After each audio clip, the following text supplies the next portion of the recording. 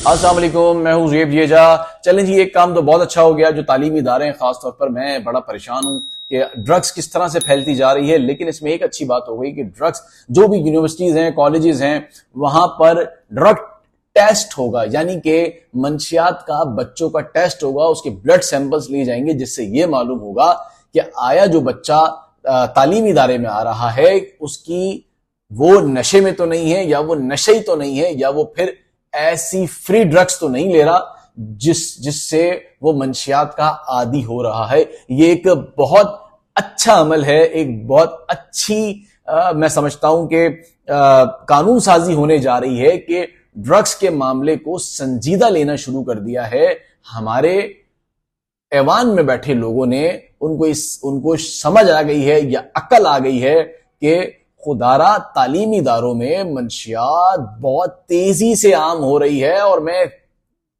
पूरी दुनिया की बात नहीं करता, मैं कराची की बात करता हूं, कराची के तालीमी इदारों की बात करता हूं कि ऐसी ऐसी रिपोर्ट्स मंजर आम पर हैं। मैं आपको दिखाऊंगा,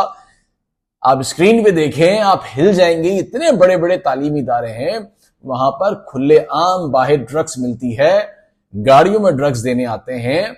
और अब तो ऑनलाइन सिस्टम भी है। बल्कि जो पिल्स हैं वो तो अब फैक्ट्रियां लगाकर यहां पर बनाई जा रही हैं। लेकिन मजाल हो, इतनी रिपोर्ट्स के बावजूद भी उन पर कोई कार्रवाई हो सकी हो। लेकिन ये एक अच्छी बात है कि ड्रग टेस्ट के बाद यह मालूम हो जाएगा कि कितनी बड़ी तादाद तालीमी इदारों में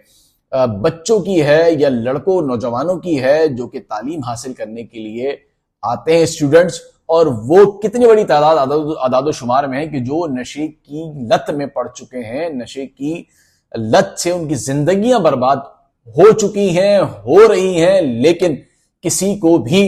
इस बात की फिक्र नहीं है। अब यहां पर कौमी असम्बली की जो कायमा कमेटी है, वहां पर तालीमी इदारों में दाखिले के लिए ड्रग टेस्ट को लाजमी करार देने के लिए कानून साजी पर इत्तफाक तो कर लिया गया है। अब यह मामला सेनेट जाएगा, सेनेट के बाद ये कौमी असम्बली में आएगा, फिर यह बिल मंजूर होगा। इसमें यकीनन वक्त लगेगा, लेकिन अगर इसको जितनी तेजी के साथ इस मामले को देखा जाए और उसको उस पर नजर रखी जाए और उसको फौरी तौर पर उसको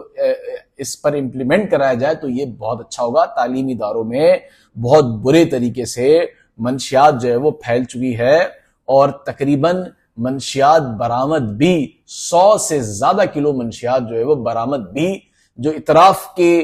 लोग जो यहाँ पे मतलब बेचने आते थे, उनको पकड़ने के बाद बरामद भी हो चुकी है। एक बहुत बड़ी तादाद है जिसमें सिर्फ और सिर्फ मंशियात नहीं है, बल्कि मंशियात की मुख्तलिफ इकसाम भी हैं जो इसके अंदर मौजूद हैं। अब ये कायमा कमेटी में ये मामला जो है वो आलिया कामरान ने उठाया है, और अब ये मामला कब मंतकी अंजाम तक पहुंचता है ये देखना है। हमारे मंशियात से जो हमारे तालीमी इदारे हैं वो तबाह और बर्बाद होते जा रहे हैं।